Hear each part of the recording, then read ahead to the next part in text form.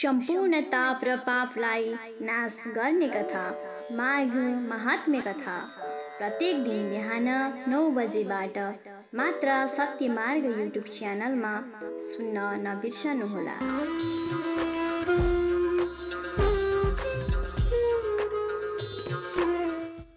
नमस्कार दर्शकवृन्द, यहाँहरूलाई हार्दिक सुस्वागतम गर्न चाहन्छु सत्यमार्ग युट्युब च्यानलमा। सदाझैँ आज पनि हामी फेरि माघ मास महात्म्यको दिव्य कथालाई लिएर उपस्थित भइसकेको छु। म कार्यक्रम प्रस्तुता कृष्ण कोइराला। हिजोको कथा प्रसङ्ग हामीले विकुण्डले आफूले गरेको पुण्य जति थियो त्यो सबै पुण्य प्रदान गरियो आफ्नो दाजुलाई, जो नरकमा दुःख कष्ट पीडा सहिरहेका थिए। आफ्नो पुण्य प्रदान गरेर दाजुलाई पनि दिव्य लोकमा प्रस्थान गराए। आफूले गरेको पुण्यले पनि अरूलाई दिव्य लोकमा लिएर जान सकिँदो रहेछ भने हाम्रो सनातन संस्कृति कति फलदायक छ। हेर्नुहोस्,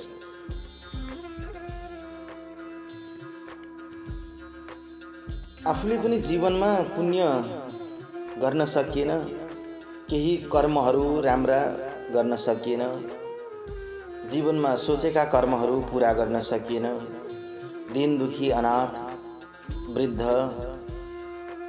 याचक सन्त साधुहरूलाई सम्मान गर्न सकिएन भने, यदि हाम्रो नाममा अरूले केही पुण्य प्रदान गरिदियो भने हामीले पनि वैकुण्ठ लोक प्राप्त गर्छौँ। सुतजी महाराज भन्नुहुन्छ, हे सौनक, यसरी नै पृथ्वी तलमा 1000 अश्वमेध यज्ञ गर्नेले पनि प्राप्त गर्न जुन फल सक्दैन नि, त्यो फल केवल माघ स्नानले प्राप्त हुन्छ। हो, उहिले काञ्चन मालिनीले प्रयागमा प्रत्येक माघ महिनाभरि स्नान गरेर उनले फल प्राप्त गरेकी थिइन्। अनि 3 दिनको मात्र आफ्नो माघ स्नानको फल कुनै राक्षसलाई दिनुहुन्थे राजन। अनि त्यही फलले त्यो उग्र पापी पनि मुक्त भएर गएको थियो।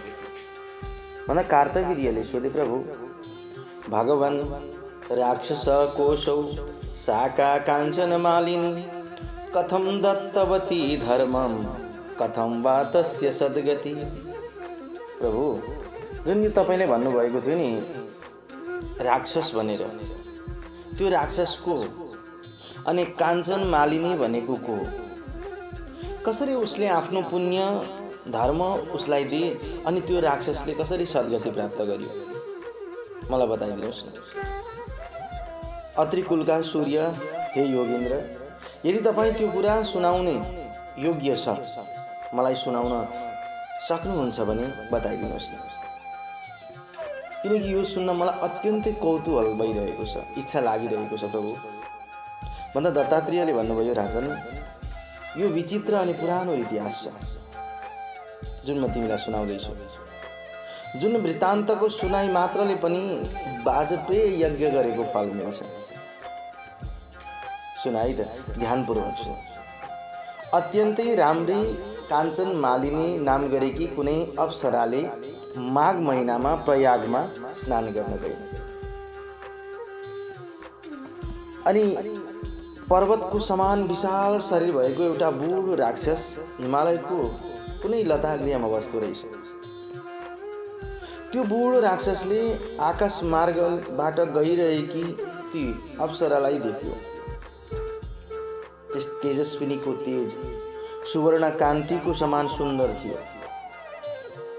पातलो कम्बर, ठुला ठुला आँखा, चन्द्रमाको समान उनको मुख थियो।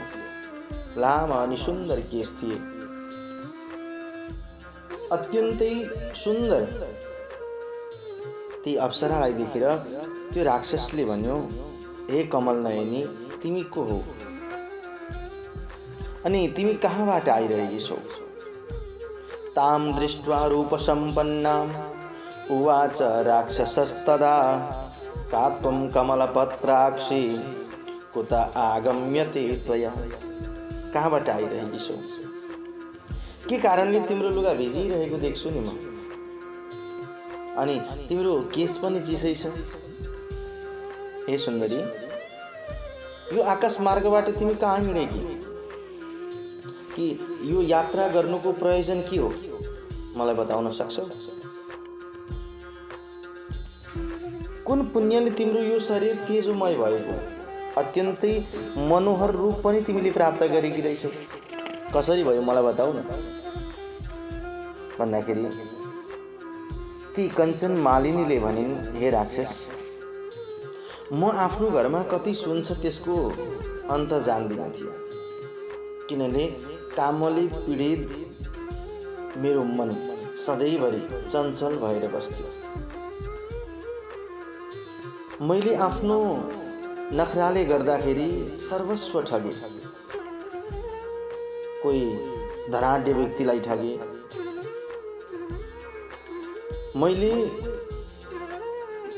जब मैले यो मानव देह पाएँ, मानव देह पाएर न दान दिए, न मैले हवन गरेँ, न मैले कुनै मन्त्र नै जप गरेँ।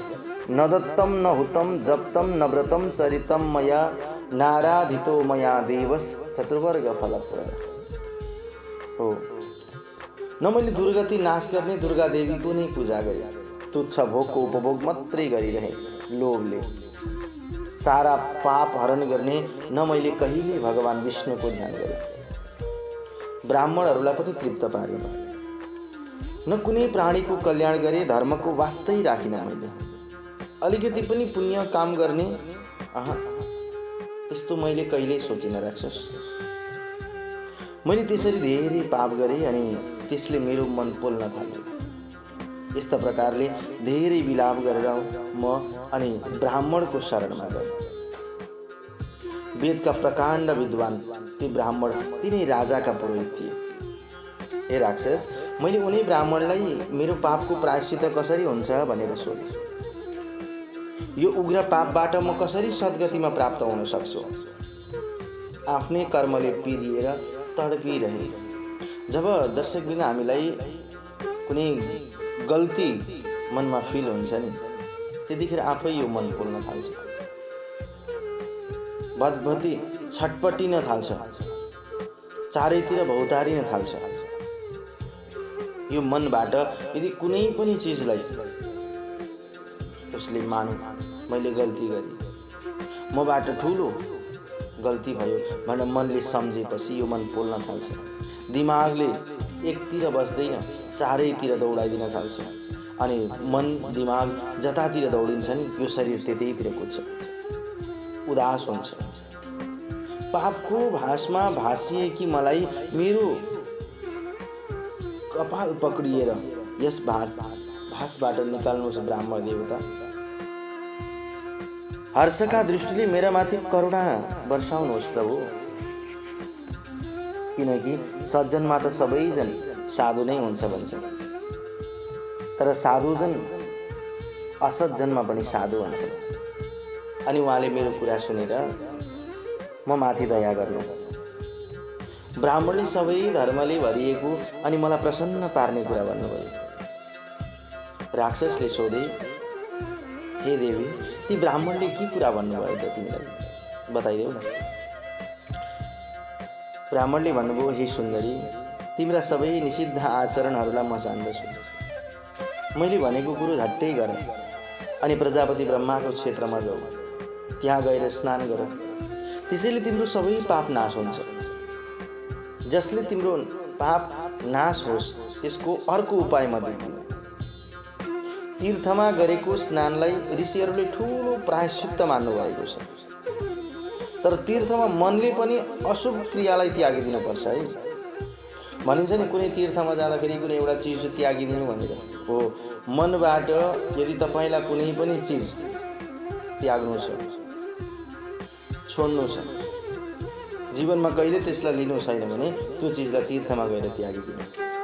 अब कति त यस्ता हुन्छन् दर्शक महानुभावहरू कि अब कुनै चिज तीर्थमा गएर त्याग्नुपर्छ भनेपछि उनीहरूले तीर्थ जान नै त्यागिदिन्छ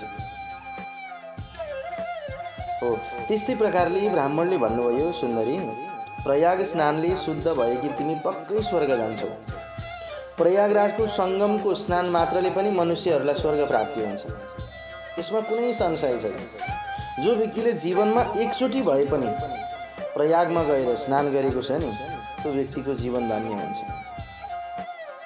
प्रयागराज तीर्थमा गरिएको पापलाई छोडेर अरू देश अरू ठाउँमा गरिएको पाप त्यो देखेर पनि तुरन्तै क्षण हुन्छ, नाश हुन्छ। गौतम मुनिकी पत्नीलाई देखेर कामको वशमा परेको गुप्त कामुक इन्द्रले उनलाई सुटुक्क भोग गरे अनि ऋषि स्त्रीलाई उनले नराम्रो दृष्टिले हेरेको कारणले गर्दाखेरि उनलाई पाप लाग्यो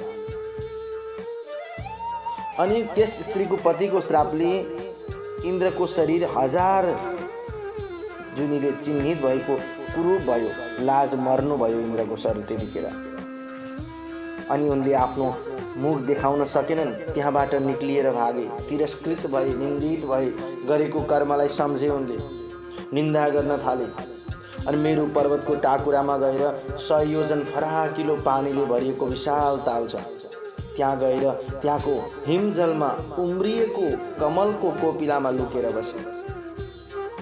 त्यहाँ बसेर आफूलाई अनि कामदेवलाई निन्दा गर्न थाले। जुन कामनाले गर्दा सारा लोकमा निन्दित भए अनि जुन कामले गर्दाखेरि आज सम्पूर्ण चराचर जगतले मलाई निन्दा गर्न थाल्यो, त्यो कामदेवलाई धिक्कार छ, नरकमा जान्छन् पक्कै पनि। काम चेष्टा जनित त्यो पाप वासना जुन छ नि, त्यो आयु, कीर्ति, यश, धर्म अनि धैर्य सबैलाई सत्यनाश गर्छ। मान्छेलाई जब काम वासनाले पीडित गराउँछ त्यतिखेर उसले यी सबै चिज केही पनि गर्दैन, ऊ लाटिएको हुन्छ, ऊ टोलिएको हुन्छ। त्यसैले मनलाई एकाग्र बनाउन सक्नुपर्छ। आपत्तिहरूको निश्चित स्थान भएको त्यो दुराचारी कामदेवलाई धिक्कार छ। देहमा नै रहेको कहिल्यै वशमा नरहने, कहिल्यै सन्तुष्ट नहुने। सबैभन्दा ठुलो शत्रु के हो भन्दाखेरि हामीभित्र रहेको कामना, कुनै पनि चिजको होस्, लोभ, लालच इत्यादिको कामना। यसले कहिले पनि जीवनमा सफल बन्न दिँदैन। यस्ता प्रकारले कमल सदनमा लुकेर बसेका इन्द्रले सोचिरहेको बेलामा इन्द्र नभएर देवलोकमा शोभा नै रहेन। त्यसपछि गन्धर्व सहित, लोकपाल सहित, किन्नरहरू सहित देवताहरू सची भनेकी इन्द्राणीका साथमा आए अनि सबैले गुरु बृहस्पतिलाई सोधे, भगवान, हामीहरू देवताका राजा इन्द्रका बारेमा पटक्कै केही जान्दै जान्दैन। उहाँ कहाँ हुनुहुन्छ? कहाँ जानुभयो? उहाँ बिना यो स्वर्ग त धिक्कार जस्तो लाग्छ। हामीहरू उहाँलाई कहाँ खोजौँ? जसरी सुपुत्र नभए लक्ष्मी र गुण सम्पन्न पनि कुलको शोभा हुँदैन, त्यसै गरी देवगणका साथमा इन्द्र नभइकन स्वर्गको शोभा दिँदैन गुरुदेव। जे गर्दा स्वर्गलोकको शोभा बढ्छ त्यो उपाय बताइबक्सियोस् न हे भगवान। अनि तिनीहरूको यस्तो कुरा सुनेर गुरु बृहस्पतिले भन्नुभयो, हे देवता हो, आफूले गरेका अपराधको लाजले लज्जित भएर इन्द्र जहाँ बसेका छन् त्यो म भन्छु सुन। बेविचारले सहसा गरेका कामको फल इन्द्र अहिले भोगिरहेका छन्। आफूले गरेको पापको फल आफैले भोग्नुपर्छ, अरूले भोगिदिँदैन, अरूले भन्दैन। जब मनुष्यले नीतिको त्याग गर्छ नि त्यतिखेर उसले ठुला ठुला दुःखहरूलाई भोग्नुपर्छ। आफ्नो नीति, आफ्नो संस्कार, आफ्नो संस्कृति, आफ्नो आचरण, आफ्नो धर्मलाई उसले त्याग्यो भने उसले साँच्चै नै धेरै दुःख भोग्नुपर्छ। आश्चर्य छ कि राज्यको मदले उन्मत्त भएको पुरुष गर्ने नगर्ने कामको विचारै गर्दैन। धन सम्पत्ति, पद प्रतिष्ठा, वैभव यी सबै प्राप्त भयो भने व्यक्ति बिग्रिन्छ भन्छन्। धेरै धन भयो भने पनि व्यक्ति बिग्रिन्छ, धन भएन भने पनि व्यक्ति बिग्रिन्छ। त्यसैले ठिक्क धन भएको नाम आफूलाई नाश गर्नेवाला अनेक प्रत्यक्ष वा अप्रत्यक्ष निन्दित काम गर्छन्। भाग्यले बुद्धि मासिएको साम। जुन व्यक्तिको भाग्यले बुद्धिलाई नाश गरिदियो त्यस्ता व्यक्तिहरू मूर्ख कहलाउँछन्। जुन अपराध गर्दाखेरि यहाँ वहाँ सबैतिर निष्फल हुन्छ त्यस्तो अपराध व्यक्तिले किन गर्छ? अब हामी त्यहाँ जाउँ जहाँ ती इन्द्र बसेका छन् हैन। मतलब बृहस्पतिले त्यस्तो भनेपछि बृहस्पतिलाई नै अगाडि लगाएर देवताहरू पनि निस्के इन्द्रको खोजी गरे। अनि त्यो सरोवरमा पुगेपछि सुन जस्तो कमलको एउटा वृक्ष देखे, जुन प्रार्थनाले इन्द्रलाई विश्वास हुन्छ त्यस्तो स्तुति गरे। अनि गुरुको बुझाइले इन्द्र कमलकोशबाट बाहिर निक्ले। त्यतिखेर उनको मुख मलिन थियो, शरीर विरूप थियो, लाजले उनका आँखा निहुरिएका थिए। कर्म गतिलो गरेको भएको आँखा शिर ठाडो बनाएर हेर्थे थिएन। अनि इन्द्रले ती आफूभन्दा जेठा गुरुका दुवै पाउ पक्रे। हे गुरुदेव, मलाई बचाउनुहोस्, मलाई रक्षा गर्नुहोस्। त्राहि मां निष्कृतिं ब्रूहि पापस्यास्य बृहस्पति। देवराज वचः श्रुत्वा जगो विप्रो बृहस्पति। गुरुदेव, मलाई यो पापबाट बचाउनुहोस्। पापबाट छुट्ने उपाय केही छ भने मलाई बताइदिनुहोस्। देवराज इन्द्रको यस्तो विनम्र वचन सुनेर गुरु ब्राह्मण बृहस्पतिले भन्नुभयो, हे देवेन्द्र, यस पापको नाश हुने उपाय म भन्छु सुन। प्रयागमा गएर गङ्गा यमुनाको सङ्गममा स्नान गर्यौ भने मात्रै तिम्रो यो पाप क्षणभरमै नष्ट हुन्छ। तिमी सम्पूर्ण पापबाट छुटेर जान्छौ। तिम्रो साथैमा सबै वहाँ जाउँ, हामी पनि मिलेर जाउँ। अनि देवराजलाई स्नान गर्न लगाएर हामी पनि स्नान गरौँ भनेर सबैजना गुरुलाई अगाडि लगाएर निस्किनु। अनि गङ्गा यमुना सरस्वतीको सङ्गममा स्नान गरे। तुरन्तै उनका सम्पूर्ण पापहरू मुक्त भएर गए, त्यो जुनीबाट छुटे। अनि अत्यन्त प्रसन्न भएर गुरुदेवले उनलाई वर दिनुभयो, हे निष्पाप इन्द्र, प्रयागमा स्नान मात्र गर्नाले तिम्रो सबै पापहरू नष्ट हुन्छ। पाप नासिएको तिम्रो मेरो कृपाले अहिले यी 1000 जुनीको बदला तिम्रो 1000 दिव्य दृष्टि हुन्छ। त्यतिनैखेर ब्राह्मणका वाक्यले सचिपति इन्द्र, जसरी मानस सरोवर हजारौं कमलले शोभिएको छ नि, त्यसै गरी मानस दिव्य 1000 आँखाले शोभियो। अनि त्यसपछि सबै देवताहरू अनि ऋषिहरूले पुष्पको वृष्टि गर्न थाले। गन्धर्वहरूले स्तुति गान गर्न थाले। इन्द्र अमरावतीमा गए। त्यस्तै प्रकारले प्रयागमा स्नान गर्दाखेरि इन्द्र पनि तुरन्तै पापबाट नाश भएका थिए। भने दर्शक महानुभावहरू, यदि जीवनमा कहिले पनि एकचोटि भए पनि हामीले पुगेर प्रयागमा स्नान गर्नुपर्छ, जुन स्नान मात्रले पनि हाम्रो जीवनलाई धन्य बनाउँछ।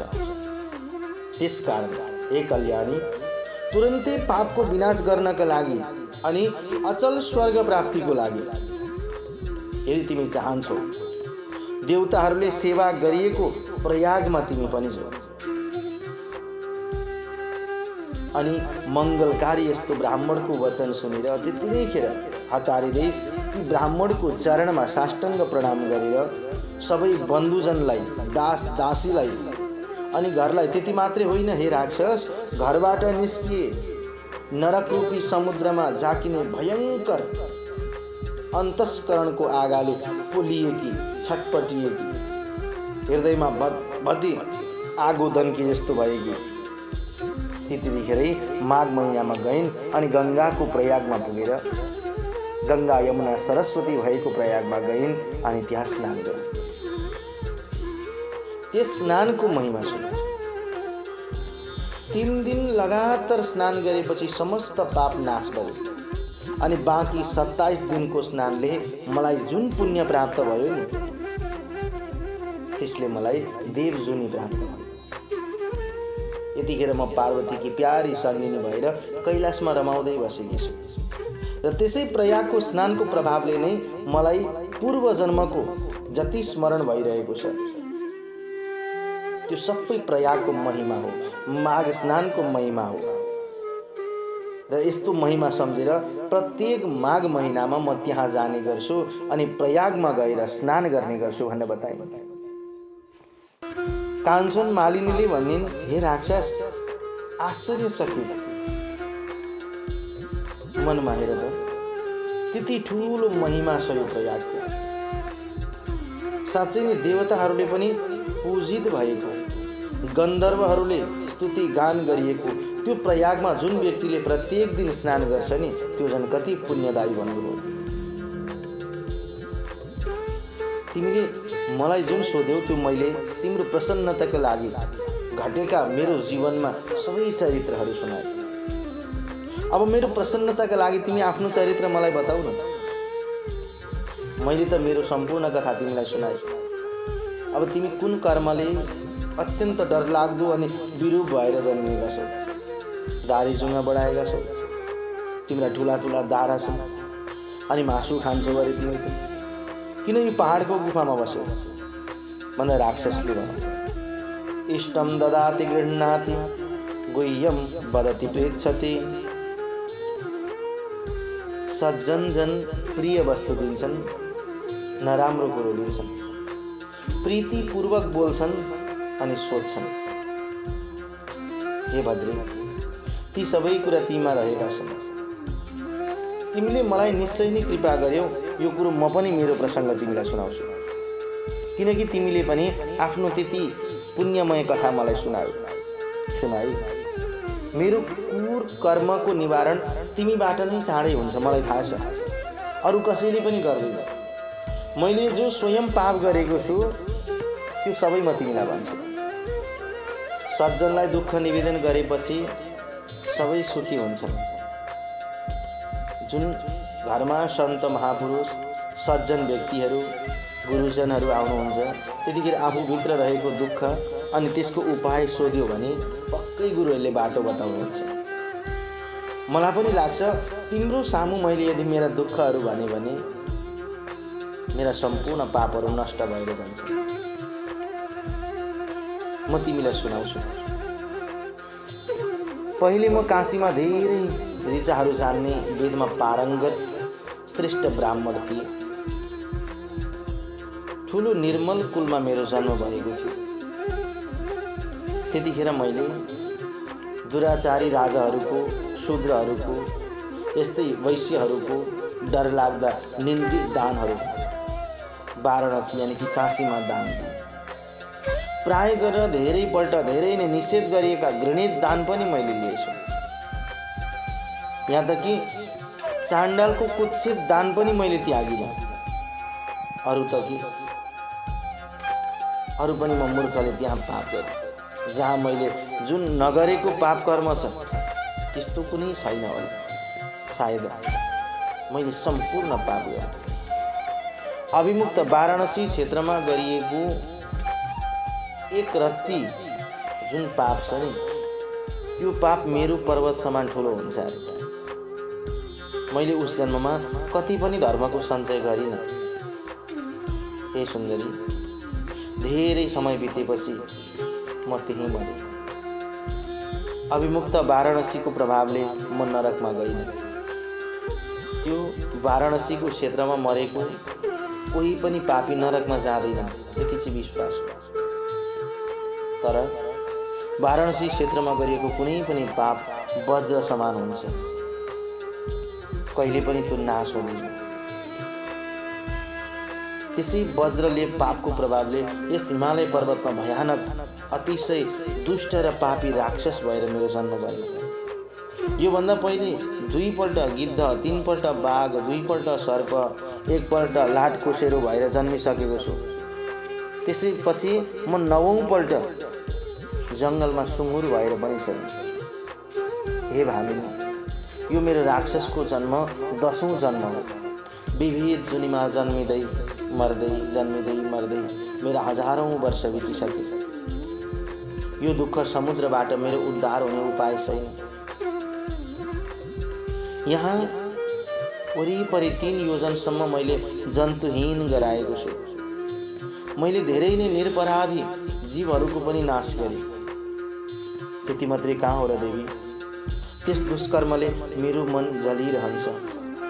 आज साँच्चै भनौँ, तिम्रो दर्शन रूपी अमृतले मेरो मनलाई केही शान्त मिल्यो। तीर्थहरूको शुभफल त कुनै समयमा गएर फल्छ, तर सज्जनको समागम, सज्जनको भेटको जुन फल हुन्छ नि त्यो तुरन्तै फल्छ। यसै उसले हेर बुद्धिमानहरू सत्सङ्गतिको प्रशंसा गर्छन्। मेरो मनमा भएको यो सबै आफ्नो दुःख मैले तिमीलाई बताएँ। यस्तो कोही बिरला कोटी सज्जन नै होला जसलाई अरूको दुःख सुनेर आफ्नो अन्तरात्मा खिन्न नहोस्। यस बारेमा बरु उचित कुरो तिमी स्वयं जान्दछौ जस्तो लाग्छ मलाई। अब यो भन्दा पर त म केही जान्दिनँ, म केही भन्दिनँ पनि तिमीलाई। म हर वखत यस दुःखको सागरबाट कसरी पार पाउँछु भनेर मनमा सोचिरहेको छु। सज्जनहरूको समागम, सबैको उपकार गर्ने इच्छा हुन्छ। यतिखेर आएर जतिखेर मैले गर्नुपर्ने थियो, जतिखेर म जुन कुलमा जन्मिएको थिएँ त्यतिखेर त्यो शुभ कुलमा मैले शुभ कर्म केही पनि गरिनँ। अहिले अशुभ कर्म गर्दैछु। अहिले राक्षसको जुनीमा जन्मेको छु। त्यतिखेर म सम्झिन्छु कि मलाई अहिले शुभ कर्म गर्ने इच्छा हुन्छ। कञ्चन मालिनीले धर्मदानमा मती गरेर धर्म दिने विचारले भने, हे राक्षस, म तिमीलाई अवश्य उद्धार गर्छु।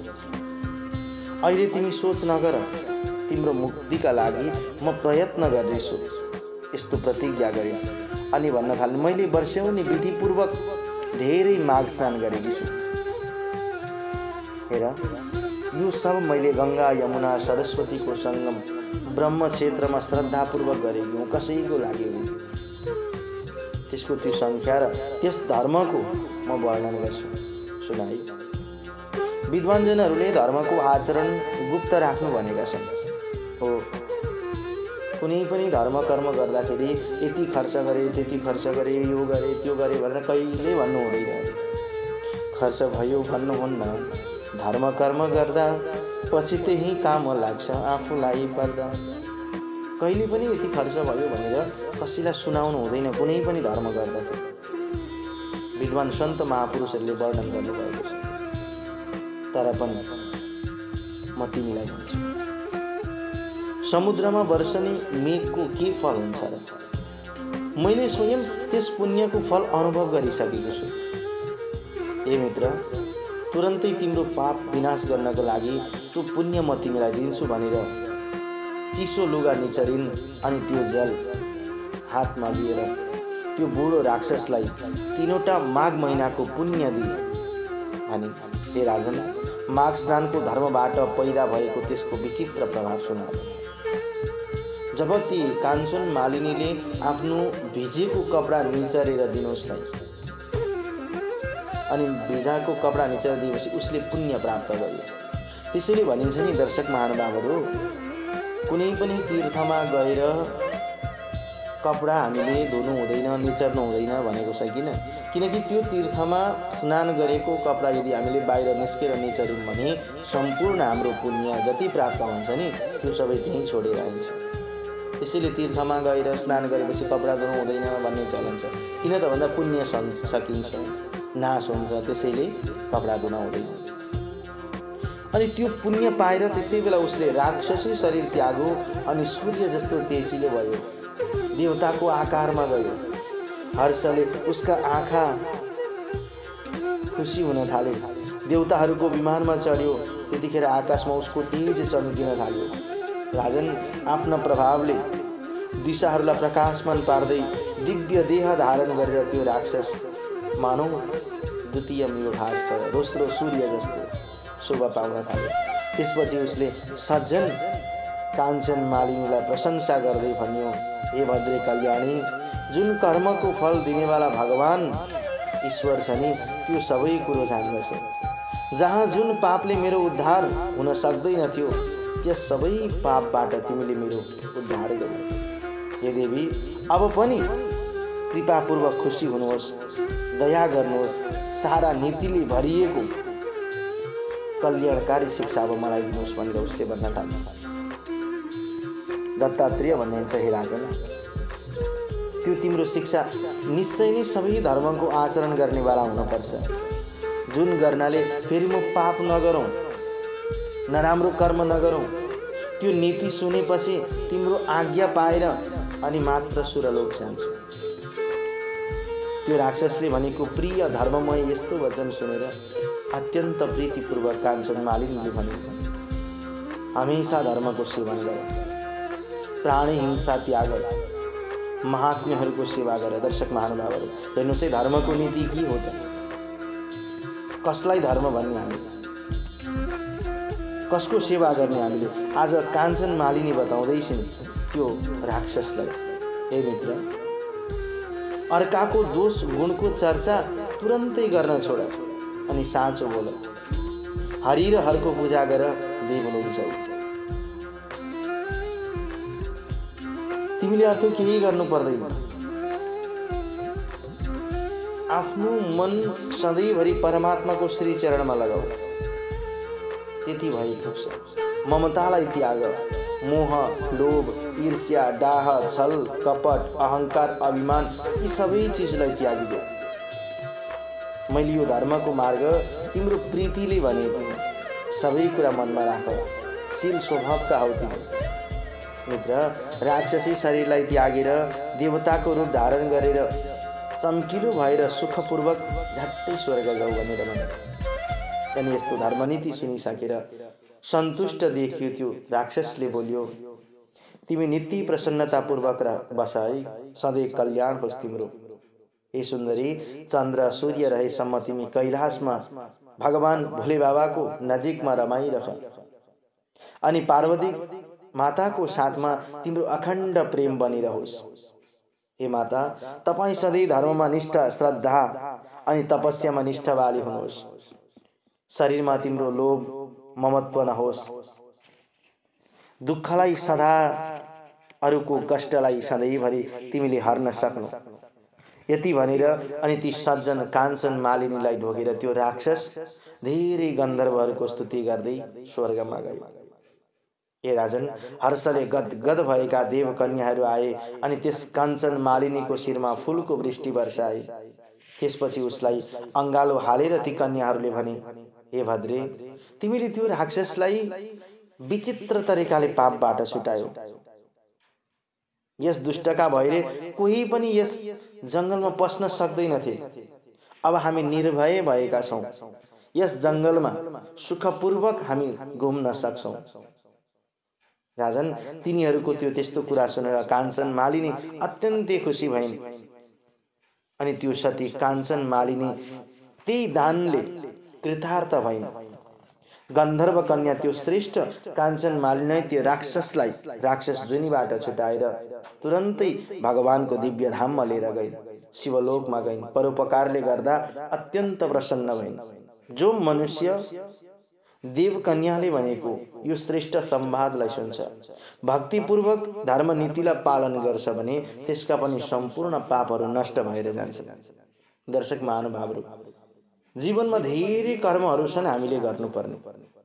कति जानेर कर्म गरिरहेका हुन्छौं, कति अनजानमा गरिरहेका हुन्छौं। जे जस्तो भए पनि सत्कर्म गर्नुपर्छ।